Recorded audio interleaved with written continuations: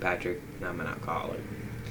So, I just uploaded my first video. Took fucking forever, but I love it. Really glad that I got it done and it's up. And so, while I'm on this roll, I figured to do a second one. That'll give me a couple of days to keep doing, or at least relax, go to work and shit like that. But I figured I'd tell a little bit about myself. So, when I turned 14, high school, which, I tell everybody, if you're going to experiment with shit and you have a mind that isn't addictive, do it in college. But 14. And I do believe the first, I was already smoking cigarettes, and I think I drank a little bit. I don't quite remember. But I know the first thing I did was smoke weed. Time went on between pills, weed, alcohol, and then there's dope mixed in there for a hot minute. Left that for a while, came back in my 20s. It's about all that, and then here in the last 4 or 5 years, mainly alcohol, because I couldn't smoke weed because the dope started giving me, some shit happened where I mixed it. So every time I hit weed, I had anxiety. Well, then that kind of went away, and I started smoking weed again, and then that led me to try to quit drinking, and then I wasn't really working the program. I was just there to please other people, which is a huge mistake. Don't do that. And so I relapsed, and now I'm 100% sober. I don't do anything. I don't even take Tylenol. I think I drink daytime Equate. It's about the most I do. But that's pretty much my little bit of journey. I know I said in the first video, my father's an alcoholic. On my mom's side, her dad's an alcoholic, and then my father's mom was too. And so I was cursed to be an alcoholic. And I got 4 other siblings, 2 sets of twins in my family, and out of the fucking 4, I was the alcoholic one. My other siblings have their own addiction, but they work through them, and I would say out of all of them, mine was probably the worst.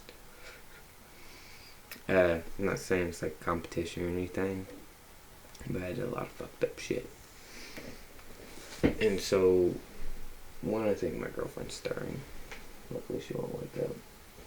One of the things that I figured I'd touch on is giving the program a shot. And mind you, I bet a lot of people are wondering, if this ever gets big, what I really want to do is donate as much of the money as I can. Of course, I'm going to try to use some of it to get better equipment, but I would love to donate as much money that I can to the whole organization whole, because they are self-supporting, and if this is the way that I make my money, then I will self-support them, because I think it's a really underlined program. And even though that I'm just now trying to actually work it, I've been in and out of it for years. I went in high school, my father's been through it, I've heard it all my life. And one of the main things they say is it works if you work it, keep coming back. And those words are very, very, very true. And I said I would read some prayers that I like, and I actually got one from the 12 by 12. I don't remember what page it is, to be honest with you. But I went to go write the son of a bitch down, and a guy there handed me this little card, so I don't have to write it down. It was very neat, and I appreciate that. And I won't ever say anybody else's names, by the way, only mine. And I don't even think I'm gonna say my siblings or family members' names. I'll just call them mom, dad, sister, brother, whatever. So that the anonymous will be there. I'm not gonna sit here and be like, oh, so and so said this. No, that's not cool. It's not what you do. And just in case anybody's worried about that, which I hope you wouldn't be, because I understand that people don't want to know about it. Some people, that's the whole point of the program. Only the people in it know. Anyway, it's called the St. Francis Prayer. And it's very interesting to me because this is kind of how I want to live my life now. Anyway, it says, Lord, make me a channel of thy peace, that where there is hatred I may bring love, that where there is wrong I may bring the spirit of forgiveness, that where there is discord I may bring harmony, that where there is error I may bring truth, that where there is doubt I may bring faith, that where there is despair I may bring hope, that where there are shadows I may bring light, that where there is sadness I may bring joy. Lord, grant that I may seek rather to comfort than to be comforted, to understand than to be understood, to love than to be loved, for it is by self-forgetting that one finds, it is by forgiving that one is forgiven, it is by dying that one awakens to eternal life. And I really liked that when I heard it. It has ranked up to being one of my favorite next to Serenity prayer, which is God grant me serenity to accept the things I cannot change, the courage to change the things that I can, and the wisdom to know the difference. And when I heard that, it really hit me, because make me a channel of thy peace. So I found thy peace in myself, and I'm a lot better than what I was. I'm not good, but I'm not drunk. At least not drinking. I'm sober, and grateful to be sober today. I may bring love where there is wrong. So somebody told me that, would you rather be right or would you rather be happy? And for a long time I preferred to be right. But as I read more in the big book and more in the 12 by 12, I'd rather be happy. I don't care if I'm right anymore. At least, and this is all what I think of it as. Y'all can interpret it any way you want, because that's the great thing about it. And I just, wanted to pass it along to you. I may bring the spirit of forgiveness, that where there is discord. I don't quite have an opinion on that, because I don't quite know what it means. I'm going to keep reading and hopefully I'll have an epiphany. Sorry about that. I may bring harmony, that where there is error. I feel like that's more finding like peace of where I was fucked up or where I messed up. At least that's what I get out of it. I may bring truth, that where there is doubt. So when I doubt myself, I gotta know the truth and give it to my higher power, which I believe in God. I don't believe in the Christian God, but I believe in a God, because I think there's, the world's too complicated for there not to be some dude to do something. And I firmly believe, all those people are like, oh, well, God, evolution versus God. I think God set in the motion of evolution, if that makes sense. But that's a whole other fucking subject. If you guys ever want me to make a video about my thoughts on God, I will definitely love to do that. I may bring faith, that where there is despair, I have to use my faith for when I'm just so close to drinking that drink, or when I am absolutely at my worst. I have to find my faith, because that's what keeps me sober, because I give it to my higher power.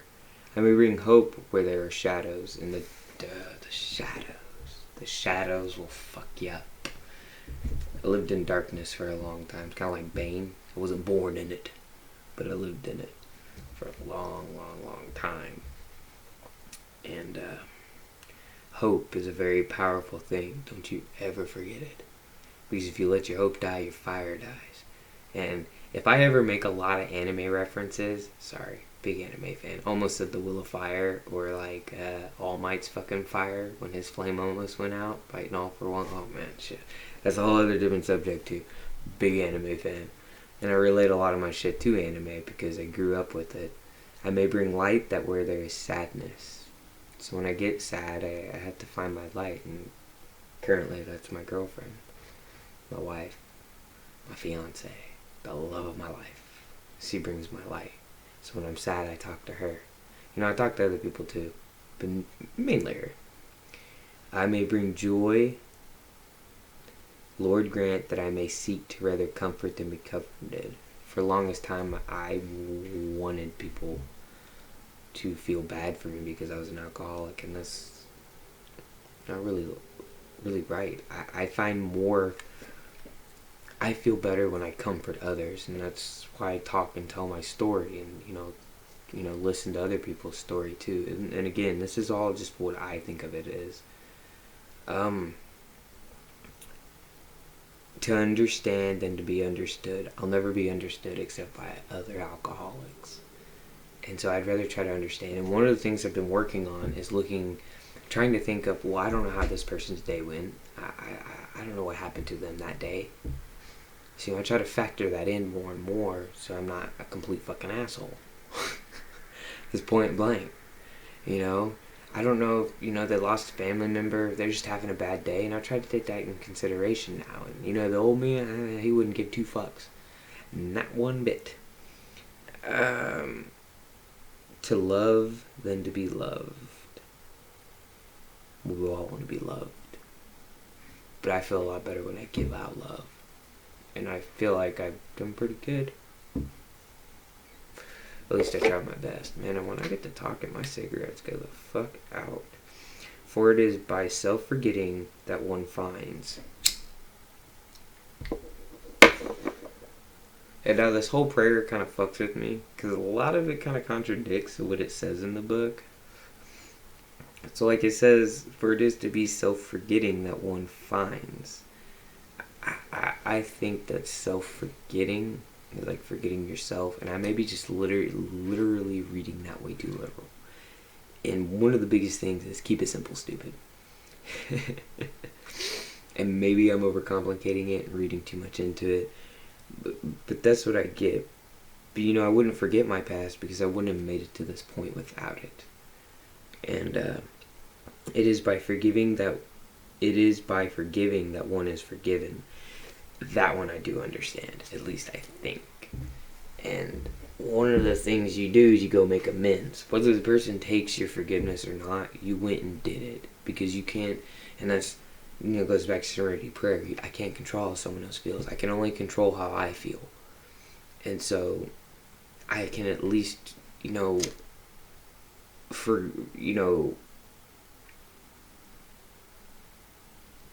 it is by forgiving that one is forgiven.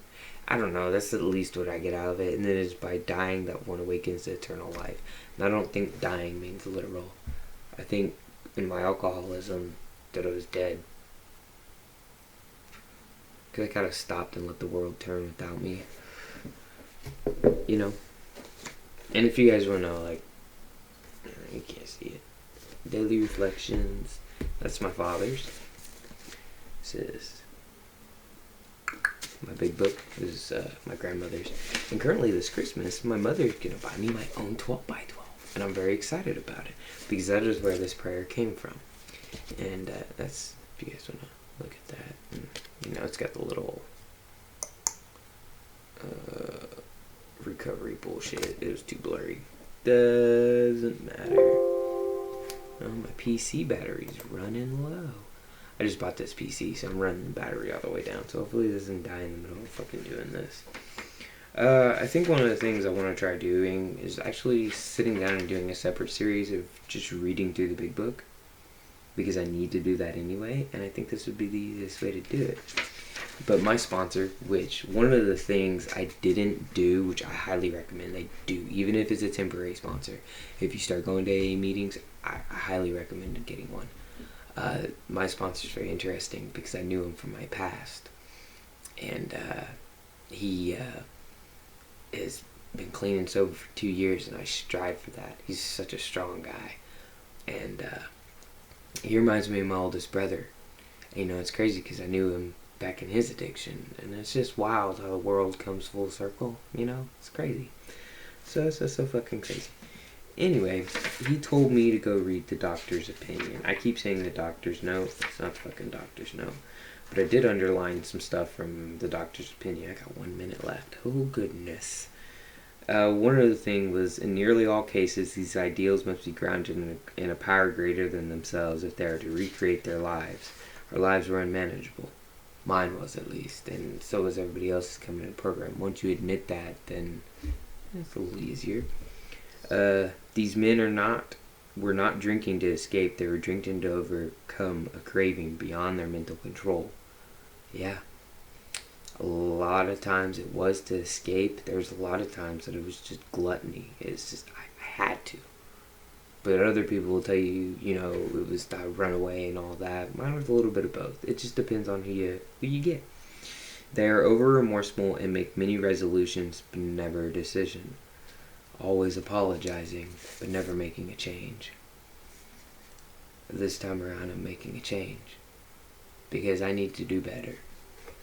Not just for myself, and most importantly, though, for myself, but for my family, too. For my girlfriend, for my nieces and nephews, and for everybody that I've ever hurt. Because this time around, I'm proving them wrong. And I'm already going to run over time, because I could sit here and talk for fucking ever. And I guess I could keep talking and cut these videos up. But I did read in the YouTube guidelines that it said for first posters or whatever, it only does 15 minutes. I'm not really for sure. We'll fucking find out, I guess. But it uploaded the first one and it was past 15 minutes, so we will see. Last bit of information, I guess, is I just hope that these videos can help someone. They have in every one of these videos in the description, I will always link the AA main website, and you'll always be able to find AA meetings in your area by going to that and typing in your zip code. And I'll always list the suicide hotline website as well. And I think I might start listing the number too. You're not weak if you need help. It took me a long time to learn that. And it's funny because I'm a big fan of all these animes, and I thought I could be strong enough to shoulder them by myself. And it's so silly to think that not once any of these big animes like Naruto, Yu Yu Hakusho, Inuyasha, any of my favorite ones, they had a group of friends that shouldered that with them. They were never by themselves. And it's silly that I forgot that. Because of my addiction, you forget, or at least in mine, a lot of things of who you are. Because you're not who you are. You're a whole other different person. Drunk Patrick's so different from sober Patrick. High Patrick's different from sober Patrick. And I like being sober. Because, I like remembering what I fucking did the night before. And if you guys ever want to hear about my drunken tells, I'm more than glad to tell you. I'm not ashamed of them. It is what it is. They happened. And maybe y'all had a similar experience, and I can tell you how I kind of worked through it, because it's one of the things you got to do. You have to remember your past and work through those to ever progress in this program. That's all I got for this one. I hope it helps somebody. Remember, hope is always still alive. And just remember, just call someone. If you're already in the program, if you're first starting the program, talk to someone.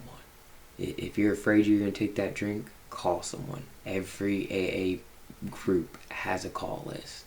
I literally have one in my book. I have 2, and I have one in my car. Always someone to call. You're never alone in it. And until next time.